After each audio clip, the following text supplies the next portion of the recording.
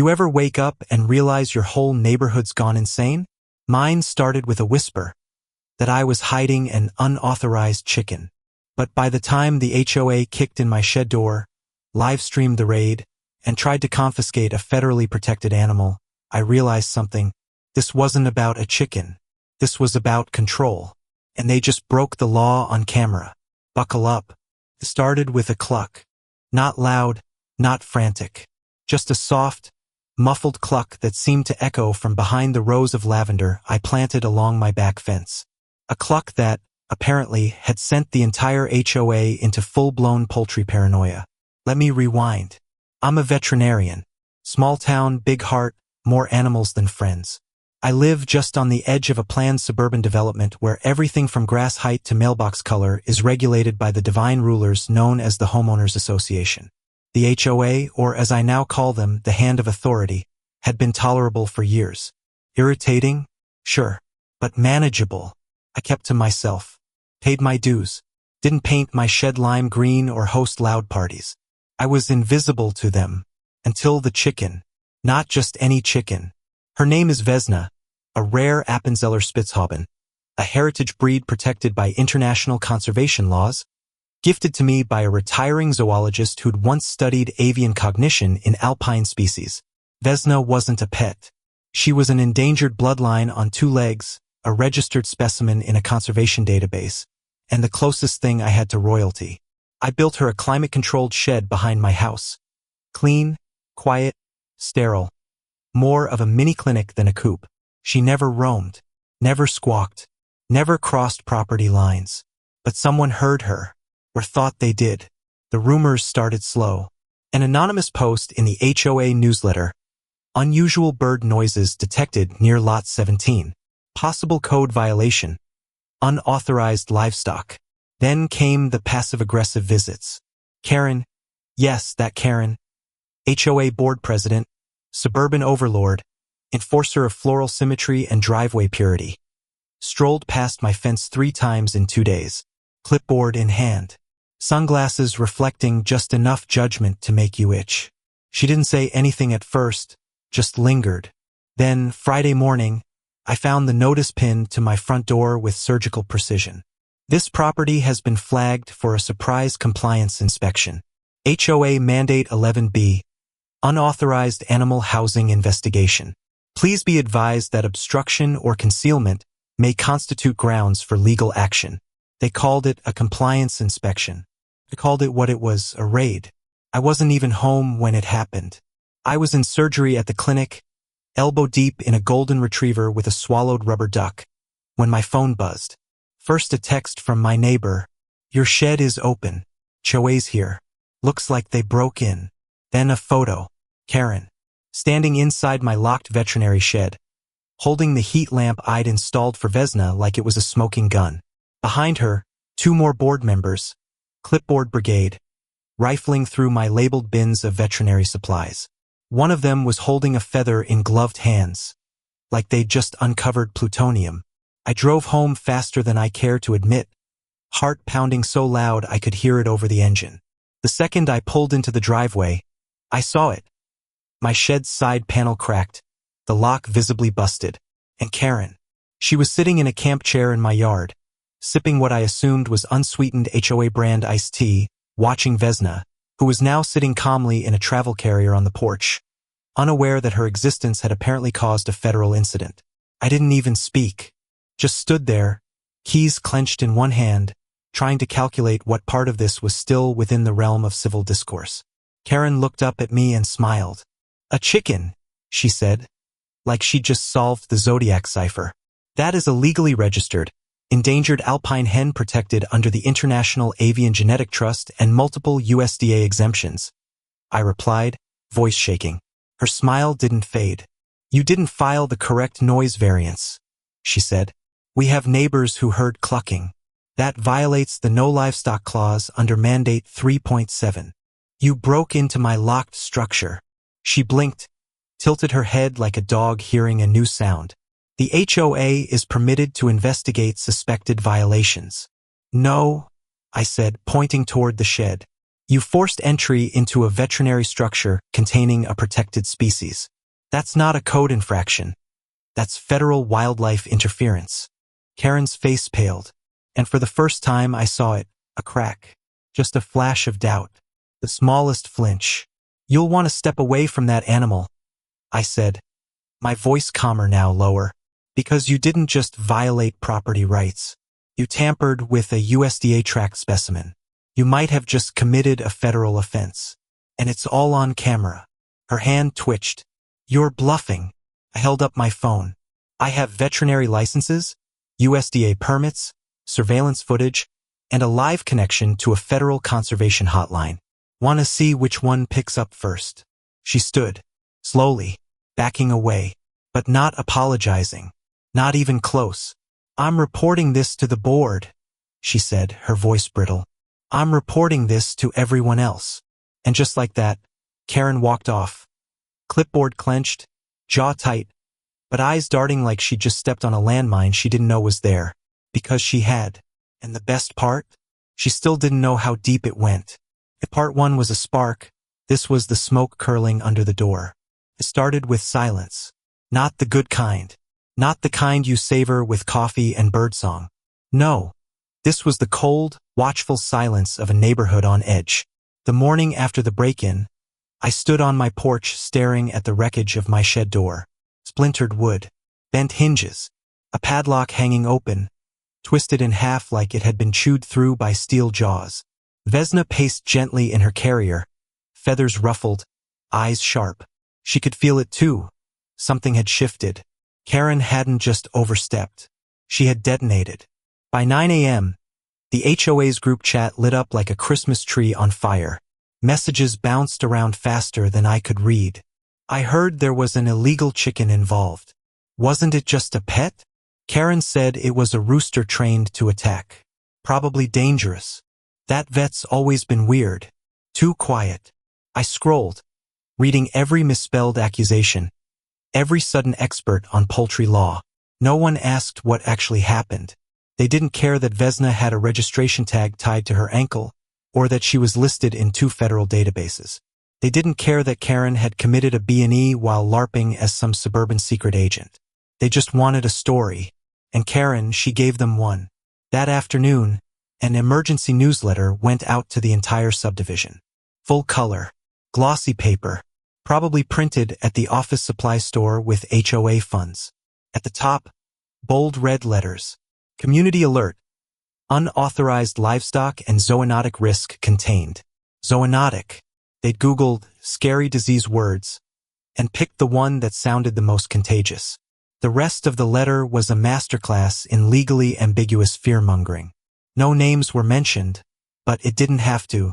They referred to a local resident harboring prohibited poultry, cited non-compliance with visual and auditory guidelines, and claimed potential exposure to avian-borne pathogens. There was even a grainy photo. Vesna's silhouette in her carrier, backlit by the porch light, captioned, "Specimen under investigation." They made her sound like a biohazard, like she'd waddled out of a lab with secrets tucked under her wing. By sunset, I had 5 voicemails. 3 were HOA board members, thinly veiled threats about fines, meetings, concerns of the community. One was from a woman I'd never spoken to, who lived on the other side of the cul-de-sac. "I'm just calling to say, I hope you fight them. Karen's been out of control for years. If you need someone to testify, I saw everything." She pried that lock herself. The last message? "My attorney. I filed the paperwork. They broke federal protection statutes when they entered that shed. That wasn't a chicken coop, that was a registered conservation unit." His voice was tight with rage. He wasn't just my lawyer, he was also a board member of the Avian Conservation Alliance. And when he heard what happened, he didn't hesitate. "I've got friends at the Department of Agriculture. You'll be getting a call." And oh, did I. The next day, 2 black SUVs pulled into my driveway. Not Karen's usual HOA patrol. Not her khaki-clad cosplay commandos. These were real government plates, laminated IDs, dark jackets with crisp embroidery. U.S. Fish and Wildlife Service. They inspected the shed, took photos, interviewed me, cataloged Vesna's carrier like it was evidence in a museum. One of them knelt beside the ruined door and held up the bent lock. "This was done with bolt cutters," he said. Then, after flipping through a binder of Vesna's documentation, he looked up and asked, "Do you have surveillance?" I nodded and led him inside. We sat in front of my laptop, and I pulled up the video from the afternoon of the break-in. The feed was motion-triggered, so it began with the shed door shaking, then Karen's face. Blurry, but unmistakable. Her sunglasses glinting, her clipboard tucked like a weapon under one arm. She held bolt cutters in her right hand. She didn't hesitate, just snapped the lock, walked in, and started rummaging through my equipment. The two men behind her circled the room, opened cabinets, pulled drawers. They found Vesna's crate, picked it up, stared at her like they expected her to explode. The agent beside me whistled under his breath. "Well," he said, pausing the footage, "they just made our job really easy." He glanced at me, then added, "This is felony-level wildlife interference, trespassing, and destruction of federally protected property. We'll be filing formal charges by end of week." A few hours later, I walked Vesna back into the shed. I'd reinforced the door with steel brackets and a biometric lock. Overkill, maybe, but this wasn't just a coup anymore. It was evidence. It was defiance. She chirped softly, then fluffed her feathers and settled into her bedding. Unbothered, unbent, unlike me, because while the agents were kind, efficient, and terrifying in the way only federal employees can be, this wasn't over. Karen hadn't been arrested yet, and worse, she wasn't retreating. That night, I logged onto the HOA website. A hidden page linked in the footer, accessible only to board members. Someone had anonymously shared login credentials. And what I saw chilled me. A new agenda item, labeled simply, Item 7C, Compulsory Structure Audit, Lot 17. And below that, pending, emergency motion to declare veterinary shed a public health risk. Condemnation recommended. Removal to be scheduled. They weren't backing down. They were planning demolition of a federally licensed structure, of Vesna's sanctuary, of my clinic, and they were planning to do it soon. They called it an emergency structure audit. That's what was printed on the official-looking document taped to my front gate in the dead of night. Laminated, of course. Always laminated. HOA paper doesn't bend. It invades. The notice read, Promotion 7C. HOA has declared the unauthorized structure located at Lot 17 as a non-compliant hazard. Removal scheduled. Compliance will be enforced. Enforced. That word struck me harder than it should have. It wasn't an HOA term. It was a threat dressed up as policy. The kind of language used when someone decides they're tired of playing by the rules and ready to rewrite them. That same morning, my phone buzzed. A message from someone I didn't recognize. "You don't know me, but I used to be on the board. You're not safe. They're coming Saturday." No name, no follow-up, just that. Saturday. It was Tuesday, which gave me 4 days to prepare. And the thing about me is, I don't like being underestimated. I didn't sleep much that week. Every hour was spent tightening defenses, digital and physical. I backed up every file, emailed Vesna's conservation records to 3 separate agencies, double encrypted my security footage, and moved her to a transport enclosure under my house's crawlspace, just in case.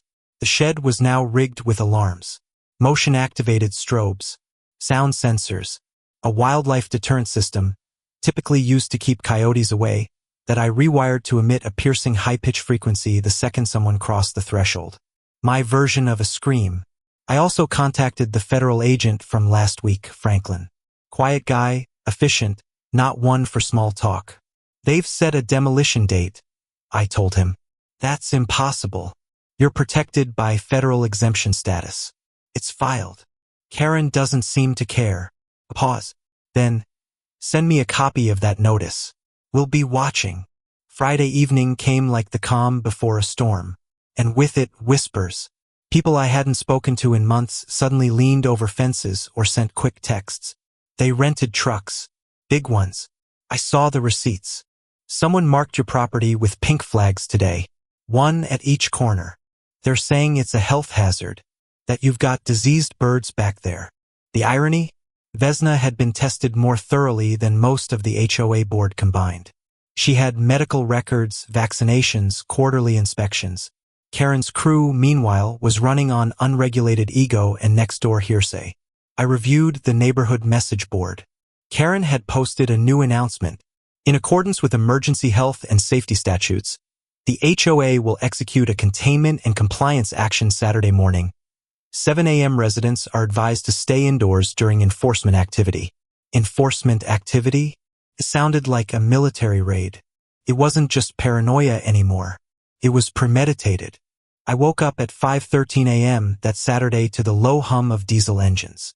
3 unmarked trucks idled at the edge of the cul-de-sac, backlit by the amber glow of pre-dawn street lamps. In front of them stood Karen, clipboard in one hand, megaphone in the other, flanked by 6 volunteers in matching safety vests and headlamps. They looked like a makeshift SWAT team assembled from a Home Depot parking lot. I watched them from the attic window, coffee in hand, Vesna tucked safely beneath the floorboards in her carrier, quietly pecking at some sliced grapes. At 6:57 a.m., Karen raised her megaphone. "This property is in violation of multiple community safety codes," she declared to an audience of nobody. "We are authorized to neutralize the threat. Entry will commence." That's when they moved. 2 of her officers peeled off to circle the back fence. Another approached the shed with what looked like a pry bar. One of them started a live stream on a phone clipped to his vest, already broadcasting with the caption, "Uncovering livestock abuse in our neighborhood, HOA Action Team Live." I had to laugh. Karen had turned this into street theater, and I had front row seats. But they didn't know. The audience wasn't just me, because 5 minutes earlier, 2 black Suburbans had parked at the far end of the street, and from them stepped Agents Franklin and Devers. No fanfare, no flashing lights, just quiet, precise federal presence. They were waiting, watching, letting this unfold. Karen made it 6 steps into the shed before the motion alarm screamed. A 120 decibel screech pierced the morning calm, followed by strobes that lit up the interior like a rave in a crime lab. Her team froze. One dropped the phone. Another hit his head ducking out of the doorway. And then, Agent Franklin stepped forward, calmly, casually, holding up a folded document. "Karen Whitaker," he said, "you are now in violation of Title 16 of the U.S. Code, Section 3372. Knowingly transporting, acquiring, or attempting to damage wildlife protected under federal law." Karen blinked, then scoffed. "You don't have jurisdiction here. This is HOA land." Franklin raised an eyebrow. "Ma'am, this is federal land use territory under conservation exemption. Your entry, surveillance, and attempted removal of a registered specimen constitute felony charges. And the live stream," he nodded at the still broadcasting camera, "that's evidence now." She sputtered. For once, Karen had no words. Then, with visible effort, she tried to regain control. "This is about a chicken," she hissed. "No," Franklin replied. "This is about federal protection. And you just tried to erase it with a clipboard." Karen was escorted off the property. Not in cuffs. Not yet. But shaking. Her board members scattered like roaches under fluorescent light. The trucks reversed, awkward and lumbering. One knocked over a mailbox trying to do a 3-point turn. By noon, the shed was quiet again. Vesna emerged from her carrier, blinked in the sunlight, and clucked softly, unbothered, as always. I stood beside her, watching the street. Karen had crossed a line, and now she was about to learn this wasn't just about fines anymore. This was federal. This was real. And this was far from over. For 3 days after the raid, it was quiet. Karen vanished. The HOA meetings went radio silent. The trucks were gone. The newsletter didn't arrive in my mailbox, which in HOA terms was the equivalent of DEFCON 1. But silence in the suburbs doesn't mean peace. It means plotting. On the 4th day, it began. Flyers, hundreds of them, stapled to telephone poles, slipped into screen doors, taped to windshields like parking citations. Each one printed in grayscale, likely on some overworked office printer, and bearing the title, "The Truth About Lot 17, A Neighborhood's Warning." At the center, a photo of Vesna mid-blink, taken at the worst angle imaginable. The poor girl looked like she was snarling. The caption, "Aggressive, exotic poultry. Source of multiple code violations and neighborhood disruption. Owner refuses to cooperate with safety protocols." Beneath that were bullet points, half-truths, exaggerations, suspected illegal breeding, contaminated water lines traced to coop drainage. False. Shed was wired with unauthorized surveillance systems. True but legal, it's my property. And then, at the bottom, in bold, "This is not just about a chicken. It's about the safety of our families." That line? That's when I realized this wasn't just about harassment anymore. It was a smear campaign. Karen couldn't win in court, so she went to war in public opinion. By that afternoon, things got worse. I pulled into my driveway to find a local news van parked halfway on my lawn. The reporter, a man with 2 white teeth and an exaggerated news anchor baritone, waved cheerily at me like we were old pals. "You must be the chicken guy. Mind if we get a quick interview?" I froze. "Who tipped you off?" He shrugged, unfazed. "Community leader. Sent us documents. Said you're harboring exotic livestock in violation of federal code. The documents are fake." "Doesn't matter," he said with a practiced smile. "The story's already scheduled to air." He gestured to the cameraman. "Just a few sound bites?" I laughed. Not because it was funny, because it was surreal. But I stepped forward anyway. "Sure," I said. "Let's talk chickens." That night, the news ran the segment. Split screen. Vesna flapping calmly in her enclosure on one side. Karen on the other, standing in front of her pastel-colored home like it was the Capitol building. Lips pursed in performative concern. "It's not personal," she said, voice soft, eyes blinking too much. "We just want to preserve the values of this community. When someone brings in a potentially invasive species, we have to act. An invasive species, like Vesna was kudzu or zebra mussels." Cut to me, holding Vesna gently in my arms while explaining, calmly, that she's a protected heritage breed, that I have all necessary federal documents, that the shed in question was registered, reinforced, and regularly inspected. The piece was more balanced than I expected, but the damage was done. In the comments section below the segment, battle lines were drawn. "HOAs are out of control. It's just a chicken, Karen. Sit down. That vet's definitely hiding something. Who needs surveillance on a shed?" Even the local subreddit joined in. One user posted a crude drawing of Karen in armor battling Vesna wielding a sword, captioned "Cluck and Dagger, HOA's Final War." And yet, some comments started to feel off.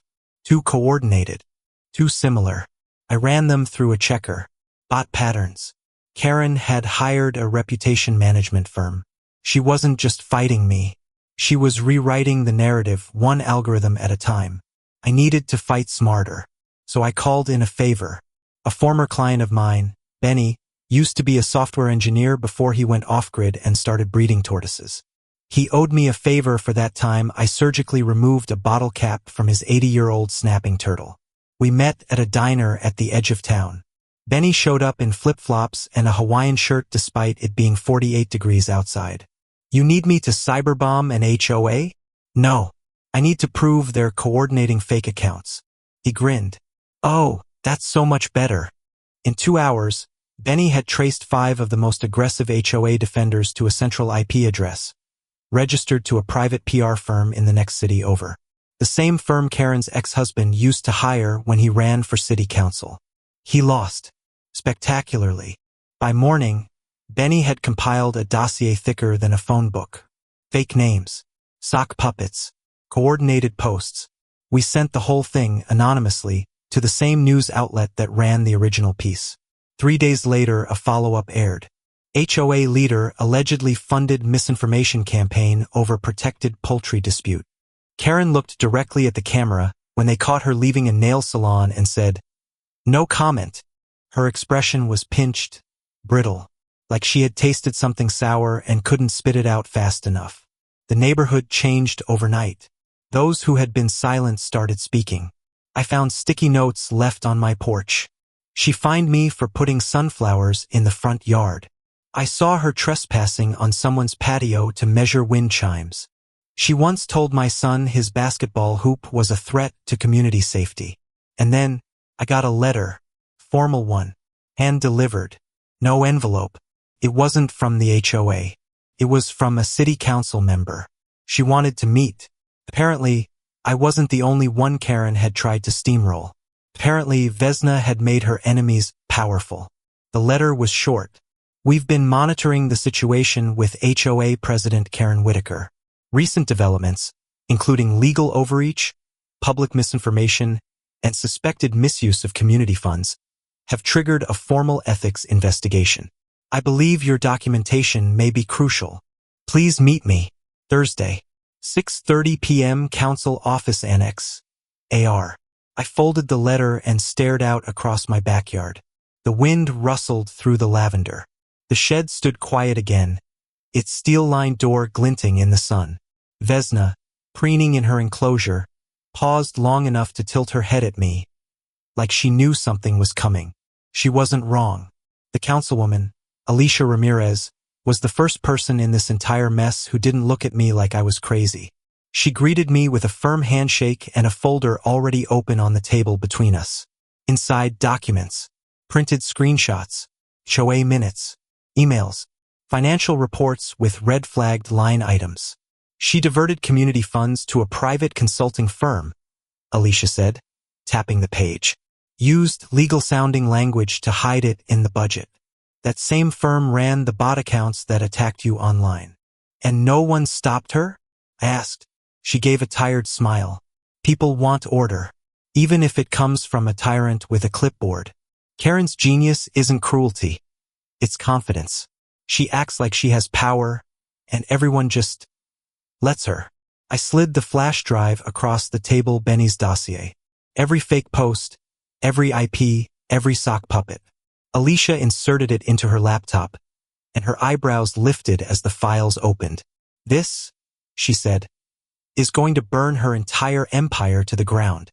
The hearing was scheduled a week later. Not a trial. Not yet. But a formal audit meeting with council officials, HOA leadership, and, thanks to Alicia, me. I wore a navy suit. Vesna, legally, couldn't attend, but I printed a photo of her in full regalia. A tiny satin ribbon around her neck, standing atop a copy of the Federal Avian Protection's Handbook. The council chamber was packed.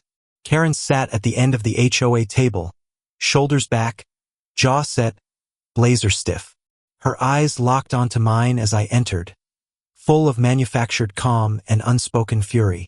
She thought I'd fold, that I'd disappear after her smear campaign, that I'd be too weird, too off, too easy to discredit. She forgot I had proof. I took the floor. I told the story. Every step. The break-in. The surveillance footage. The federal exemption documents. The misinformation campaign. The bots. The media manipulation. The late-night enforcement sweep.